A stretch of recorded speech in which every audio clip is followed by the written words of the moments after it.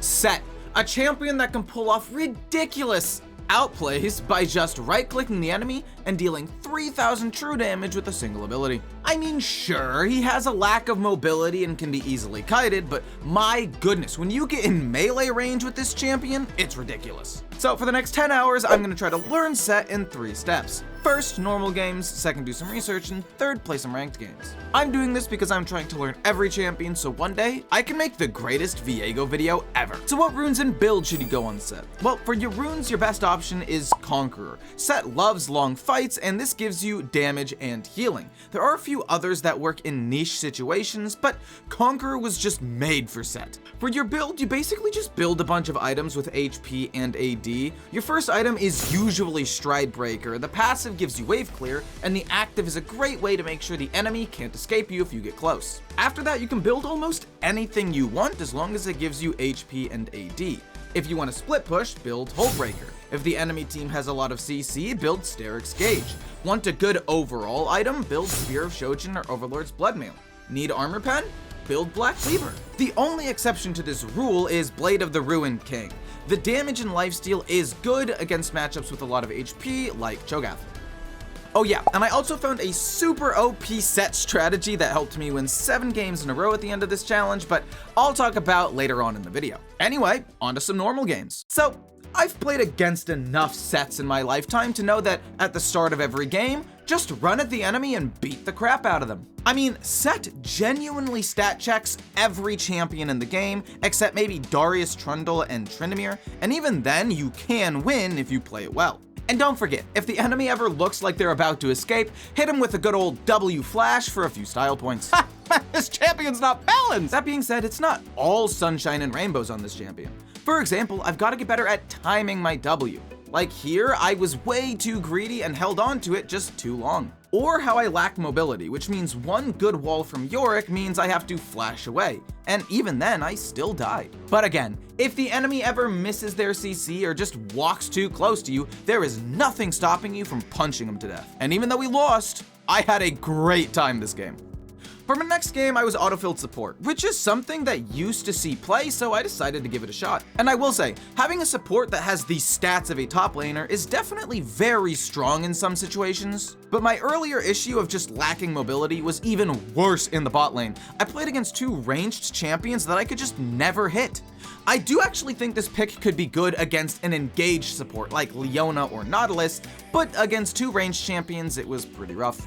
So let's go back to the top lane, shall we? So I went back top lane and had a pretty sick outplay on the Yasuo when he tried to dive me under tower for some reason. And I've gotta say, there was something so satisfying about grabbing a Yasuo mid-dash and just fucking slamming him into the ground for a kill. After that kill, I had my first Sett moment, where I started a fight with half HP and yet was somehow able to 1v2 even though I didn't even have the right runes this game.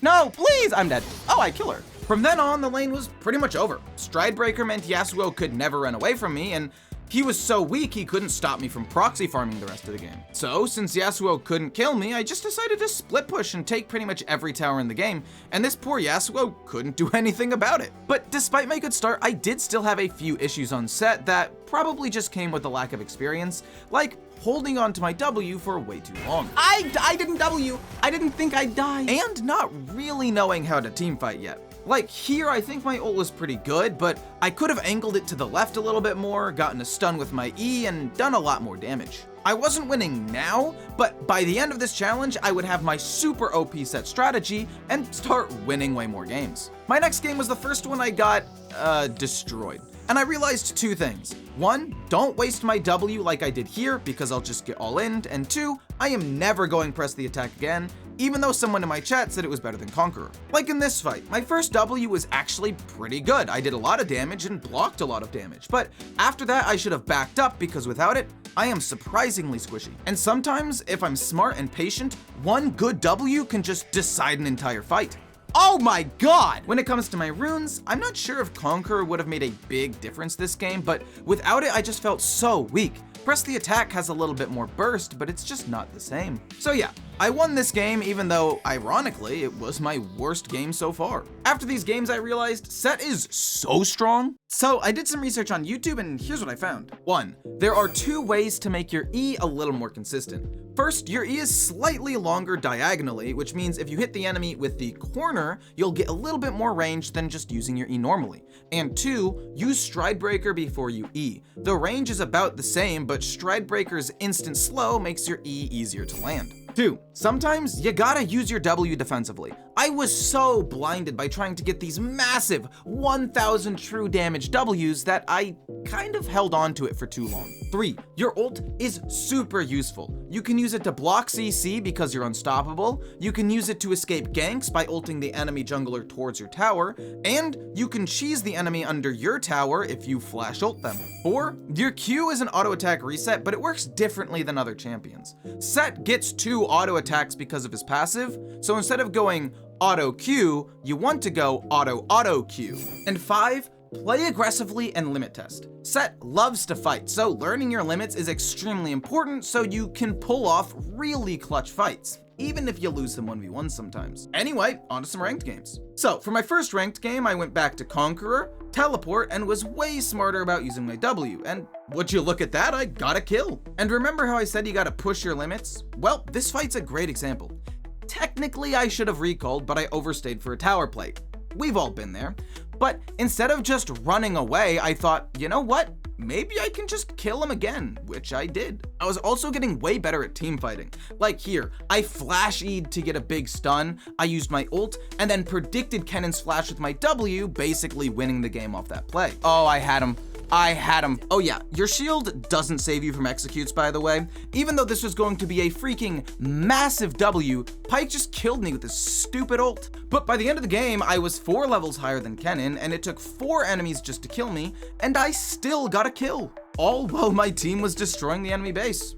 Okay, this was gonna be a fun challenge. Next, I was against a Kayle, and early game Sett versus early game Kayle is not fair. And I think this is a good moment to talk about why these plays work. And it has to do with where your minions are. You see, if I freeze the wave right in front of my tower, Kayle can't walk up to CS because she'll get ganked, or I can just run at her and kill her. And even if you mess up and take a bad trade, if I'm near my tower, I can just flash ult her under my tower and get a free kill. Sure, this is a Kayle, but really if anybody is silly enough to walk right up to you, they are going to die because you can just run them down. You're Sett. Going into the mid and late game, I hadn't unlocked my super OP Sett strategy yet, but I had figured out how to teamfight pretty well. Basically, just ult the tank into the backline and then kill the backline. But also, no matter how much I play Sett, I don't think I will ever get used to having one ability that does like 1000 true damage. Sadly, not every lane will be against a Kayle, and thanks to some minion block and Gwen's W, I have to admit I got bodied at the start of this lane. But thanks to me getting better at timing my W, I was able to block a ton of damage in our next fight and barely get a kill. Oh, look, it's the enemy Kayn. Looks like somebody watched my Kayn video because he's about to int for form. Not even close. I mean, just look at my face. I wasn't worried for a second. What did worry me though was Gwen. She has percent HP damage, was a higher level than me, and has a bunch of dashes to dodge my W. Huh. Not sure if that hit, but I'll take it, I guess. Luckily, I landed true damage W. In all seriousness though, I know a lot of you probably hate Sett's W, and I don't blame you at all, but the adrenaline you get when you get the true damage is just fucking awesome. This shit feels like a... Unfortunately, Sett is not unkillable, and I did push my limits too far sometimes. I am not kidding when I say that death caused me to blow a 2-level lead, and I got a little tilted about it. What? I started trying to force plays that weren't there and mess up mechanically, like forgetting to press my W, and it was kind of rough. But, apparently my team was even more tilted than me. Whoa, what the fuck? Why are we surrendering? And I think that surrender is what ruined my attitude going into my next game, and I was just not mentally prepared for another game. I just kept taking dumb fights, and even though Sett is very strong at fighting, you can't just blindly run at the enemy or you will die. Luckily, I went back top lane and fought against Malphite, and no matter how much armor he builds, there's nothing he can do about 1,300 true damage thanks to his enormous hitbox. I mean, this guy built so much armor, and for what? Continuing my bad streak, my next game had nothing to do with tilt, but was more due to a bad decision I made early game. And no, it's not this dive where I gave Vladimir a free shutdown and ruined my wave, although that didn't help. It was not building grievous wounds early on. Like, if I had it during this fight, we probably would have killed him without me dying. Instead, I built Boots of Swiftness because I wanted to chase Vladimir down. But after giving him a shutdown and losing the previous fight, I just wasn't strong enough to kill him anymore. Sure, I probably could have played better mechanically, but if I had just built Grievous Wounds sooner and finished Stridebreaker instead of Boots, it would have gone way better. So I decided to not build Boots' first item again unless there was a specific reason to. Luckily for me, my next game was against a Tryndamere, so building Plated Steel Cap's first item was actually pretty smart. Unfortunately, since I was the only lane that was doing well this game, I got camped by the enemy jungler, and even though the fights were pretty close, I did eventually fall behind. That is, until this game-deciding teamfight, where I not only shut down Tryndamere, but also got an 800 gold shutdown from the enemy jungler. All of a sudden, a game that seemed unwinnable seemed winnable. If we just played smart, we could actually win this thing. We did not, in fact, win this thing. Did get another huge W though, which was pretty exciting. But it was 6.5 hours into the challenge when I finally discovered the super OP Sett strategy. Split pushing. It was split pushing. But not just normal split pushing, I mean extreme split pushing. Basically forcing the enemy to just deal with me. If I'm one of the strongest 1v1 or 1v2 champions in the game, I might as well abuse it, right? If anyone came to stop me, I could just kill them. I mean, the enemy team literally sent 4 people to kill Nocturne enemy, and we still killed all of them. But this strategy really became OP when I started using teleport again. Also, yes, that is old Neferi. I went on vacation for a little bit, I fell behind. Chill out. Anyway, my new strategy was born. Also, the strategy's official name is Inting Sett, because it didn't really matter if I won lane super hard. I fucked up. I mean, it definitely helped to get ahead. But the whole idea behind this playstyle was to apply as much pressure as possible, keeping the enemy on their toes and forcing a lot of 1v2s. So basically, I would just go to a lane and tell my team to do an objective. And I know that I'm just like describing split pushing, but it's different with Sett because the enemy has to send 2 people and try and stop you. Other split pushers like Yorick and Sion can split super fast, but nobody has the kill threat that Sett does. And if the enemy sends 2 people, my team wins a 4v3 and gets Otacon.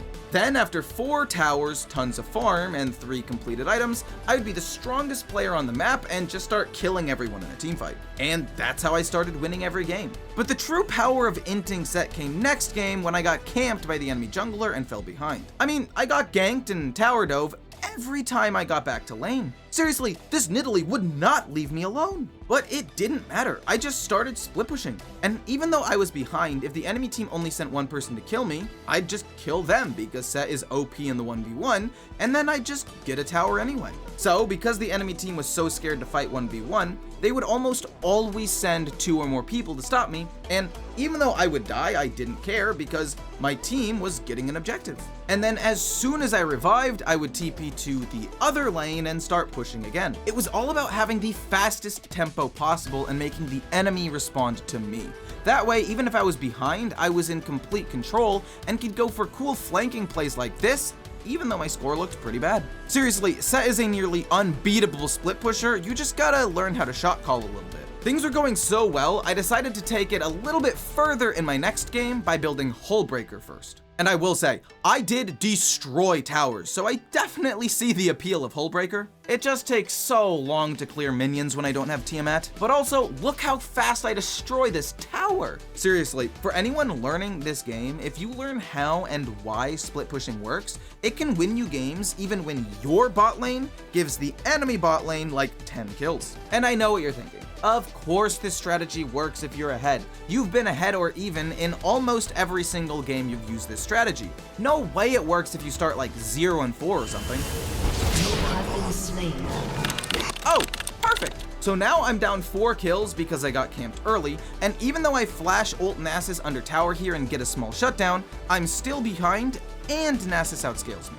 That's when you go behind the enemy's tower and kill minions before they get to lane, also known as proxy farming, which gives you extra tempo. This allows you to recall early, buy extra items, and run back to lane with an advantage. Like, sure, I'm 1 in 5 here, but I'm a higher level, have more CS, and destroyed Nasus's turret. And when it comes down to the final fight, even though I'm 2 and 9, I still am one of the strongest players in the game, and I dominate the final fight with a great ult. Just make sure you're always looking for minions, towers, and jungle camps to get so you can keep your gold up. But enough about split pushing, let's get back to Sett and how powerful you feel when you ult someone under your tower, and how no one can run away from you when you buy Boots of Swiftness and Stridebreaker. I mean, Kayle has a slow and a speed boost, and she still can't get away from me. And how much survivability you have with your W and passive. I mean, look how long I survive here with my crazy health regen.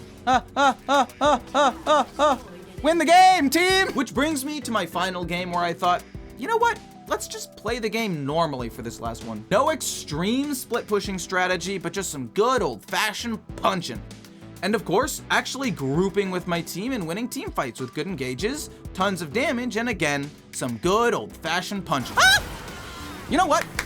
And hey, if the enemy team is gonna just leave top lane completely undefended, I can always split push a little bit too. But my goodness, this champion was awesome. Sett is easy to learn, he has some cool outplays with his W and ult, and he's one of the strongest fighters in the entire game. So if you're looking for someone to learn top, look no further than Sett. Oh my god!